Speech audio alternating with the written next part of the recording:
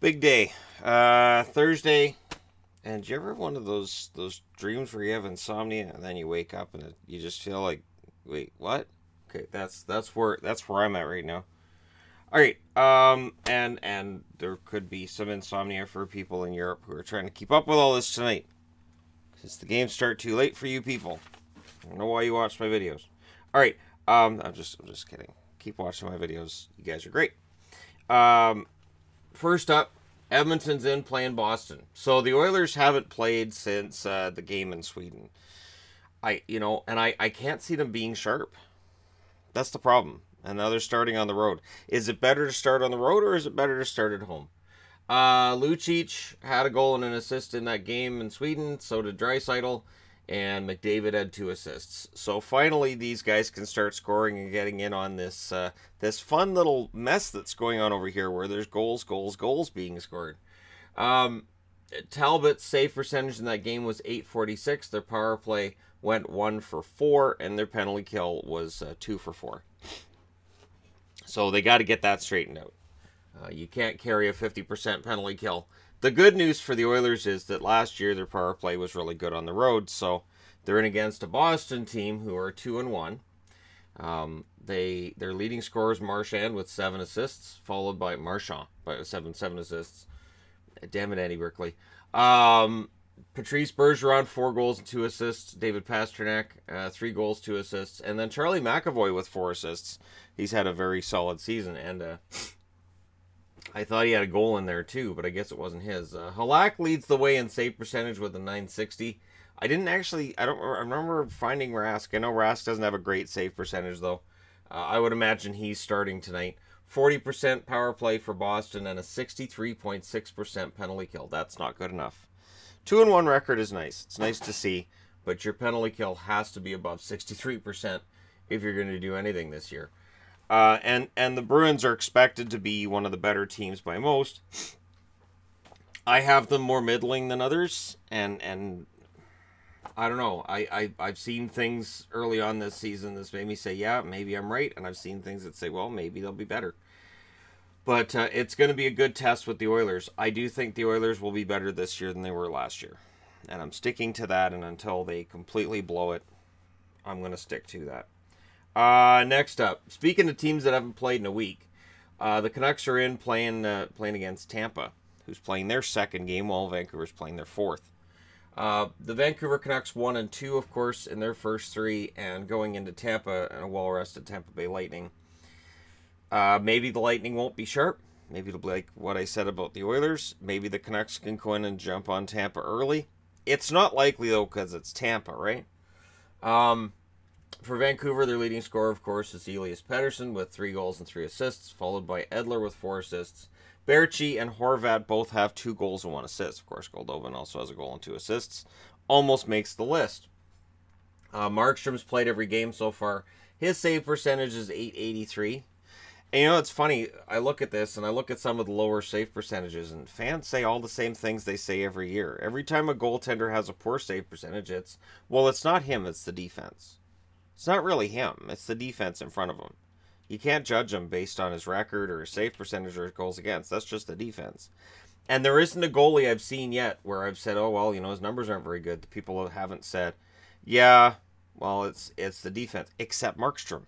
Markstrom's the one guy that people will be like, yeah, he didn't look very good tonight. But Vancouver, I would argue, probably has if it's not the worst defense core, it's one of the bottom 5.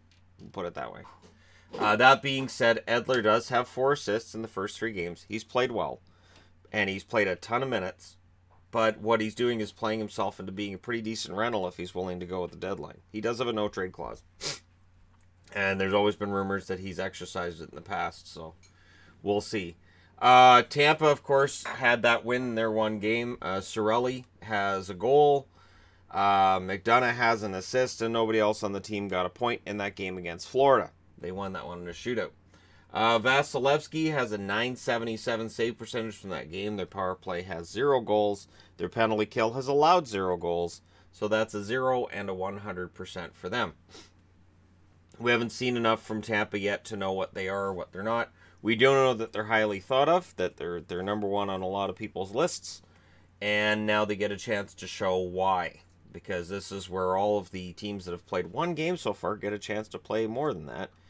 And their schedules will be a little more packed than some of the other teams that have already played 4 games. So I'll be interested to see what happens with that one. Next up.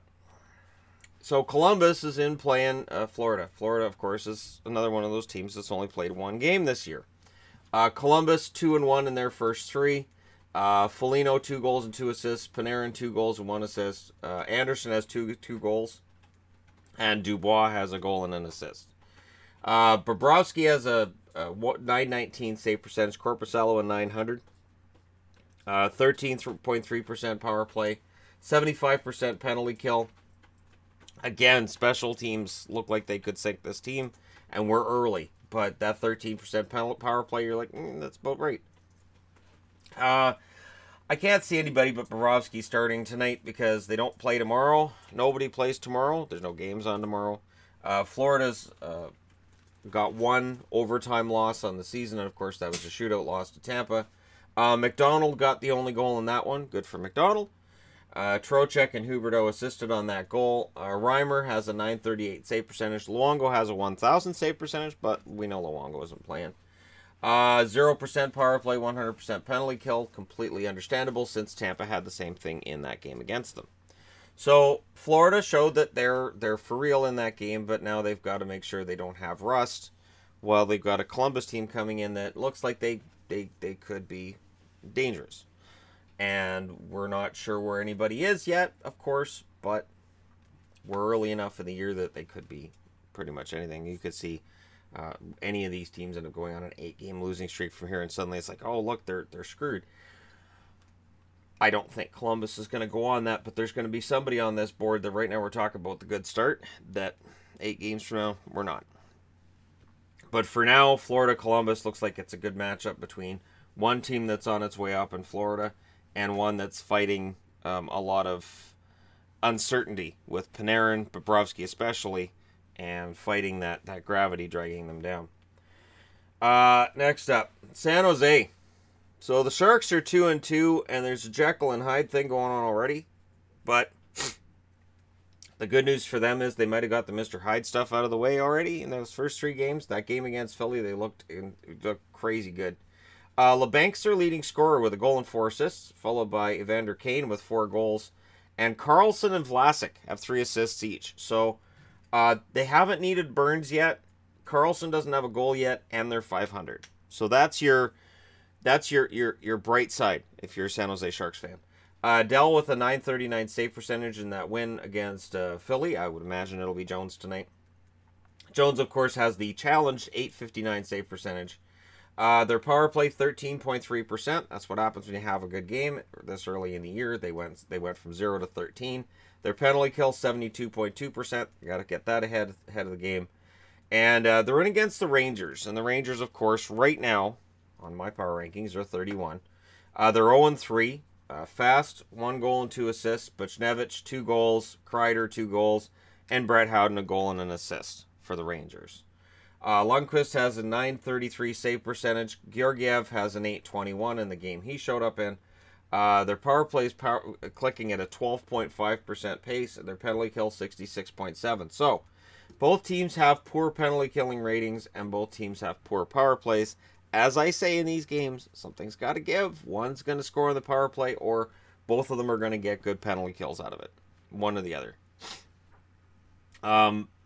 This is a game San Jose needs to win. They need to get above 500 and start racking up some wins because Vegas, that's not a problem. But anyways, yeah, I'm kidding. The Pacific, I think, is going through a bit of a, I don't know, some kind of a market correction right now. And we'll see where that ends up. Maybe Anaheim will win the whole damn division again. Wouldn't that be something? I didn't see that coming. Yeah, no, there's a lot of people that did, though. Next up. Well, Winnipeg, they're 2-1. Nashville, they're 2-1. Remember last year where they were really close in record at the end of the year and they'd match each other for wins and for losses and it was all exciting? Maybe we're doing that already. Maybe we're already there, that these teams are going to match each other. Well, tonight, somebody's going to diverge and get ahead of the other. For the Jets, their leading scorer is Connor with 3 goals and an assist. Scheifele and Wheeler have a goal and 2 assists each. And Tanev and Laine have a goal and an assist each. Hellebuck has a .926 save percentage. Their power play is clicking at 25%. Their penalty kill at 72.7%. Nashville, well, their leading scorers are Ekholm and Subban with a goal and 2 assists each. Smith, Forsberg, and Sissons have a goal and an assist each. Arvidsson had 2 goals. And again, for people who say, well, why is it listed that way? Well, for whatever reason, Sportsnet, TSN, NHL, they don't always list them all in order. So I'll start writing everything up there and be like, wait, why is this guy down here? Because if you have more goals than the other guy on the list, you have the same amount of points, you're supposed to be ahead. So Arvidsson should actually be ahead of Smith, Forsberg, and Sissons, but I didn't feel like we're erasing every time that happened and rewriting it, because there's already a lot of that going on when you got 12 games. Rinne, .921 save percentage. So Rinne and Hellebuck's your matchup again. Nashville still pitching a 0 on the power play. Their penalty kills at 66.7%. You see that number and you go, how in the world did they win 2 out of 3 games? Exactly. So their special teams haven't really clicked yet, and yet here we are. They've won 2 out of 3, and they're home against Winnipeg, the team that vanquished them in the second round last year. So this should be a very interesting matchup, a game that we should be very entertained by at the very least. And they're teams that really don't like each other very much. Best games are usually between teams that really aren't going to send each other Christmas cards, and they're not going to hang out after the game, and they'll really treat each other the way Gritty treats little stuffed sharks. That's basically what I'm saying. Vegas. Well, the good news for Vegas is they're done with Washington in Washington for the regular season. The bad news is now they're in Pittsburgh, and they're 1-3. And Pittsburgh's mad. Pittsburgh should be really mad at themselves after that game against Montreal. They have to be. Marchessault, 2 goals and 2 assists. William Karlsson has 3 assists. So William Karlsson has the same amount of points as Erik Karlsson for San Jose. Isn't that interesting? 3 assists for both players in 4 games. 8 other Vegas Golden Knights have 1 point, which highlights this. This means that you've got Karlsson on pace for 60 points, Marchessault on pace for 82, and everybody else on the team's on pace for about 20. There is a scoring issue in Vegas, which I expected last year, never showed up, and it's shown up this year, so it's kind of weird that it's shown up a year late. And it's still early enough in the season for them to correct it. Fleury has an .846 save percentage, but again, and this is the weird part, it's where, his save percentage isn't very good, but, it's not really his fault. .846 is abysmal. Their power play has a 0. And their penalty kill has a 66.7 rating. That's not good enough. 66.7% doesn't win you anything. I know Vegas was not stellar with their special teams last year, but they were good on the special teams. And this year, even if they were good, you'd probably be looking at a 2-2 record. But this is what's gone on with Vegas so far this year.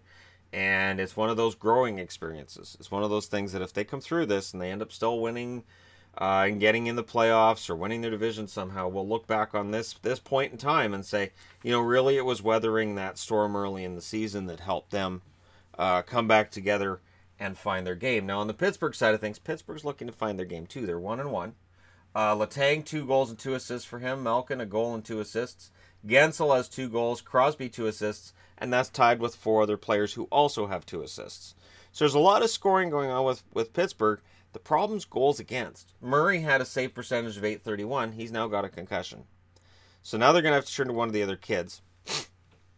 And I'm saying other kids because Murray's only, 23 years old, 24 years old? It's all kids all around. Their power play's clicking at 22%, 22.2 to be exact. And their penalty kill's at 100. So what's weird is they're 1-1, but their special teams are fantastic. That's right about where you want to be, is 22 and 100.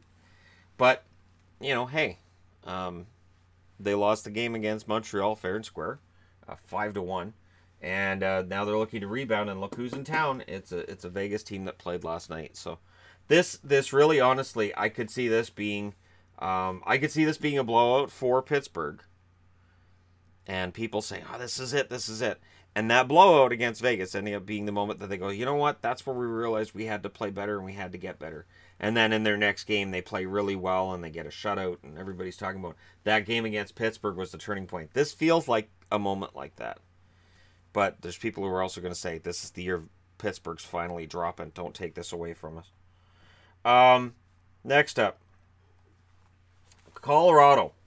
So the Avs trying to prove that they're good on the road. Here's a good test tonight because Buffalo, who also have a 2-1 record, it's the first time they've been above 500 since 1983. I'm kidding, but really it feels like it, doesn't it? Colorado's at 2-1. Buffalo's at 2-1. Colorado's trying to show early this year that road record last year, they're not going to replicate that this year. McKinnon, 3 goals and an assist in those 4 games. Soderberg, 2 goals and 2 assists. Rantanen, a goal and 3 assists. Johnson and Kerfoot both have 4 assists for the Colorado Avalanche. Varlamov has a .948 save percentage. Grubauer an .882 in the 1 game he showed up in. Their power play has an impressive 27.3% rate.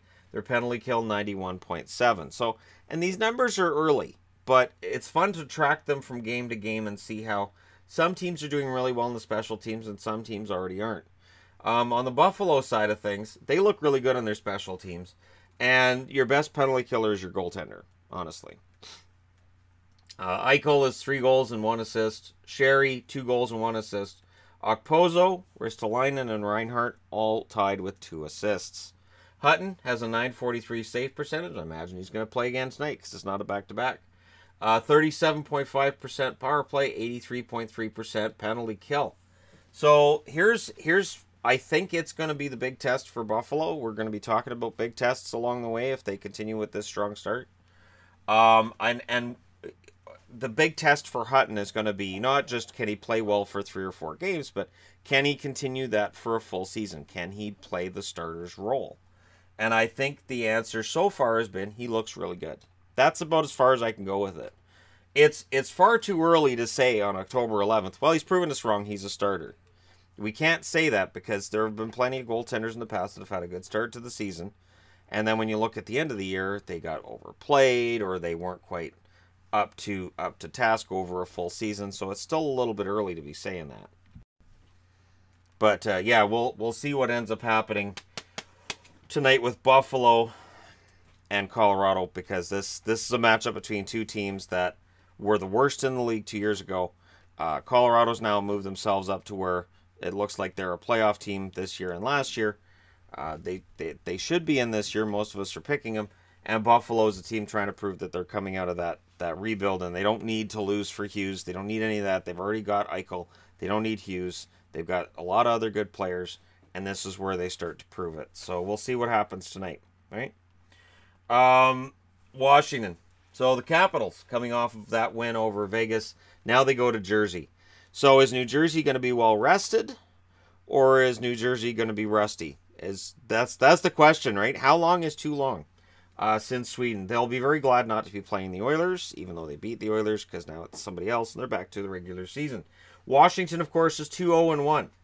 The Capitals look pretty good right now. I mean, they had that bad game against Pittsburgh, but we'll say, well, that was the bad game against Pittsburgh. That's it. They have bad games against Pittsburgh. Look at their record. Kuznetsov leads their scoring with 3 goals and 4 assists, followed by Oshie has 4 goals and 2 assists. Carlson has 2 goals and 4 assists. Ovechkin, 4 goals and 1 assist. Backstrom has 1 goal and 5 assists. So in 3 games, Ovechkin has 4 goals. And I'm telling you, he has some records in mind. He's still playing like a man possessed. He wants to get back to that cup. Holtby has a .907 save percentage, which is impressive considering one of those 3 games was an absolute stinker against the Penguins. Their power play's at 50%. Their penalty kills at 81.8%. Rumor has it this might be where they play Copley. So Copley might play his first NHL game against a very rested, I'll say rested Devils, not rusty. They have that 1 win. Palmieri and Zajac had 2 goals in that win. Miles Wood had 2 assists. And Nason had a goal in that game as well. Kincaid had an .895 save percentage, 50% power play, 75% penalty kill. Those numbers don't really mean a whole lot because it's only the 1 game. And now they got the Capitals coming in. So the Capitals' 50% power play is mildly more impressive than what New Jersey did, only because it's over 3 games instead of 1. those gaudy numbers do come down, obviously. And the 75% penalty kill has to go up. All these teams are putting up 65, 70, 75%. Those numbers are going to come up. That's part of how the goal scoring is going to drop.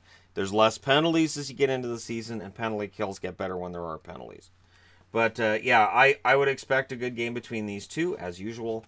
And Jersey should try to jump on Washington for having played last night. And Washington should be kind of trying to jump on Jersey because Jersey might very well be rusty. So this could be a really fun game for those first 10 minutes. Might be one of those games you see a bunch of goals right away. Next up, L.A. Letterkenny moment. L.A. I can't say L.A. and not think of Letterkenny. So 1-1-1 record for them. So 1 win in their first 3 games, but only 1 regulation loss in their first 3 games. So that's those 3-point games. That's what they do for you. And Montreal 1-0-1, so they don't have a regulation loss either. This is going to be an interesting one because you have 2 teams that, LA was supposed to be pretty darn good this year, and Montreal was supposed to be pretty bad. But somewhere along the way, somebody forgot to tell Montreal that. And for LA, Iafallo's their leading scorer with 2 goals and 2 assists. Iafallo obviously isn't going to score 100 points this year, but I like Iafallo a lot, and I'm glad he's got some points early on. Kovalchuk, a goal and 2 assists. Toffoli, a goal and 2 assists as well. I thought Kovalchuk played better in that 3rd game than he had in the first 2. So, full value on him for getting that goal. Kopitar, 2 goals as well. On the goaltending side of things, Campbell has a .948 save percentage. So, while they may miss Quick had a .909 in that game he played. And Campbell has a .948 in the 2 he's played. So, Campbell is expected to play tonight, I believe, as well. And he's in against a Montreal team that's going to be tough. Byron with 2 goals and 2 assists in those first 2 games. Lankinen, a goal and 2 assists. Max Domi with 3 assists. Andrew Shaw with a goal and an assist for the Montreal Canadiens. Carey Price, .917 save percentage for him in those first 3 games. 14.3% on the power play. LA, of course, has a 0% power play. LA's penalty kill, 70%. Montreal's 83.3%. So Montreal has put up better special teams numbers than LA. That's not supposed to happen. Not this year. LA was supposed to get better on the special team side of things. But again, they've only lost 1 in regulation out of 3. So there's no need to panic. And they're in against Carey Price that does have a .917 save percentage, which Montreal fans will point to and go, see, he's better. And other fans will point to and go, he's still not top 5 in the league in save percentage. So it really depends on your point of view. Truth depends greatly on your point of view. Many of the truths we cling to. I'm not going into Obi-Wan. I'm not. There's no Obi-Wan going on here. That's not going to happen. Okay. Next up. So Toronto's in against Detroit. Toronto has 3 wins and 1 loss this year. Detroit has no wins, 1 loss, and 2 overtime draws. Now, where this gets interesting is that while their records are greatly divergent, Detroit has won nothing in 3 games. Toronto's only lost 1 out of 4. They played each other in the preseason. They know each other relatively well, and we'll see how that translates to regular season. On the Toronto side of things, scoring-wise, Matthews leads the way with 7 goals and 3 assists. Morgan Riley with the best start of his career, 2 goals and 8 assists.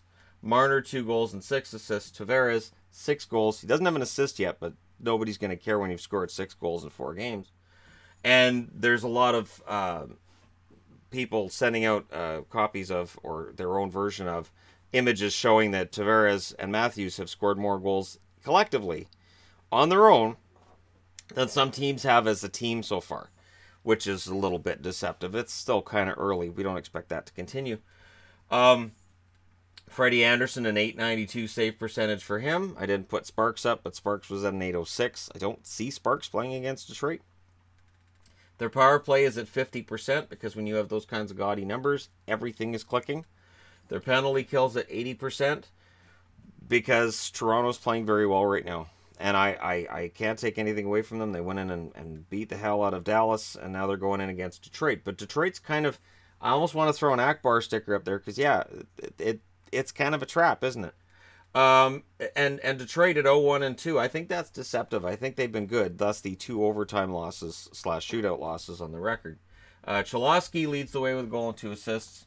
Larkin has a goal and 2 assists as well. Nyquist has 3 assists. And Tyler Bertuzzi, the little sandpaper they've got out there, 2 goals for him. Save percentage, Jimmy Howard, 924. Bernier, it's 875. It is a very small sample size, so don't do anything other than take it with a grain of salt. 33% power play, 91.7% penalty kill. Those are insane numbers for a team that hasn't won a game yet. And if they can play like that against Toronto, stop their power play, and score on the power play themselves, we may very well see an upset tonight. So if there's an upset of the night, that's it for me because of the fact that I think Detroit's playing better than their record shows. That being said, let us move on to the next game on the board, which is Calgary and St. Louis. Calgary 2-1 this year. St. Louis 0-1-1. It's been a slower start for St. Louis than was expected. And again, we'll get into goaltenders with some ugly numbers and people saying it's not his fault. It's not his fault, damn it. Gaudreau leads the way in scoring for Calgary with a goal and 6 assists. Matt Tkachuk with a goal and 5 assists. Monahan has 4 goals and an assist for Calgary. And Elias Lindholm, that's going to throw me off. Elias in Vancouver, Elias in Calgary. It's evil. Calgary had this planned all along. 3 goals and an assist for him. And Mike Smith has a 906 save percentage. Remember, going into the last game, he had an 810. So he brought up his save percentage by almost a full 100 points. Good on him with a shutout. 29.4% power play, 81.6% penalty kill. That's a pretty good total overall. They played very well in their last game, especially being in Nashville. That's just insane. St. Louis. St. Louis over here. St. Louis. O'Reilly's their leading scorer with 4 assists. Tarasenko 2 goals. Maroon has 2 assists. And there's 7 other players in St. Louis with a point so far this season. Allen has an 818 save percentage, but it's not his fault either. Any goaltender off to a slow start, it's not their fault. 20% power play, 83.3% penalty kill. I might want to stay out of the comment section on this one. I don't know, something tells me. But yeah, so St. Louis is home against Calgary. This is a good test for St. Louis because, again, Calgary has this really, really solid offense and an underrated defense at this stage. I think going into last year, it was overrated. Everybody talks so much about this vaunted great defense for Calgary that didn't really show up. But now I think we're to the point where it's underrated. And I think it's gonna show at some point. You know, the shutout over Nashville, we all talk about Smith, but defense plays a role in that too, doesn't it? You can't say when a goaltender has a great save percentage, well, yeah, he's having a great season. And then if he has a bad save percentage, say, well, it's not his fault. That's so weird. Anyways, we'll see if Allen can bring up his save percentage tonight, or if Allen doesn't play, if we end up with some kind of a goalie controversy if the backup outplays the starter. And Johnson's done it before, so don't say it can't happen again. And last but not least, the thing de resistance. Chicago and Minnesota, which I think is going to be a dogfight. Chicago's 2-0-1, Minnesota's 0-1-1 at home now. Minnesota's not going to want to continue with the losing. They're the only team that's lost to Vegas this year, and they had the lead over Vegas with 2 minutes left, and then Vegas happened. Your leading scorers for Chicago, Jonathan Toews, 5 goals and an assist. Patrick Kane, 4 goals and 2 assists. Yoki Haru has 5 assists. DeBrincat has 2 goals and 2 assists. And Cam Ward, 843 save percentage. That's not good enough. It just isn't. 0% on the power play, 63.6 on the penalty kill. You know what's funny is if I cover up their scoring stats and their record, and I told you, Cam Ward in the first 3 games this year is going to put up an 843 save percentage. They're not going to score on the power play, and their penalty kill is going to click at a 63% rate. Everybody would have the same reaction, which would be, so they're not going to, they're crap then through the first 3 games. No, because Jonathan Toews scores 5 goals. That's when people would say, you're crazy. What are you on? That's insane. There's no way Jonathan Toews is going to score 5 goals. Kane, 4 goals and 6 points. I think you would have had more believers than Toews with 5 goals and 6 points. But on the Minnesota side of things, not a lot of scoring going on. Parise and Dumba with goals. Koivu, Coyle and Niederreiter with assists. And nobody else has anything for Minnesota right now. Through 2 games. That's not... After 1 game, that would be unnerving. After 2, that is completely and totally unacceptable. Minnesota has to get the scoring going. Good news. Chicago's porous goaltending is here.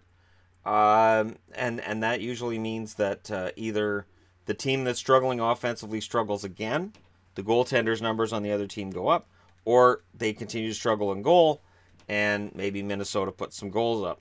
On the Minnesota side of things, Dubnyk has put up a .962 save percentage, proving what I've said all along, which is that when Minnesota loses games, he might take a lot of blame, but he usually plays very well. Their power play's clicking at 0%. Their penalty kills at 83.3. The fact that both teams have a 0 on their power play for the season means something has to give. Probably tonight, since both of them have. Well, Minnesota's defense has put up a better penalty kill, but it's Chicago. How can they not score on the power play? So something's got to give there, and I'm guessing that there'll be a lot of hugging along the way, as my wife would call it in the game. Which is where, all those schmozzes after the whistle. They all don't really like each other, and they talk. My grandfather used to say they're talking about where they're going to go get beer after the game. Anyways, there you go. 12 games, all previewed up. Let me know your thoughts in the comments section below as always. Don't forget to hit like and subscribe if you're browsing your way through. Just happened upon this video. Thank you guys so much for watching. I'll talk to you again soon.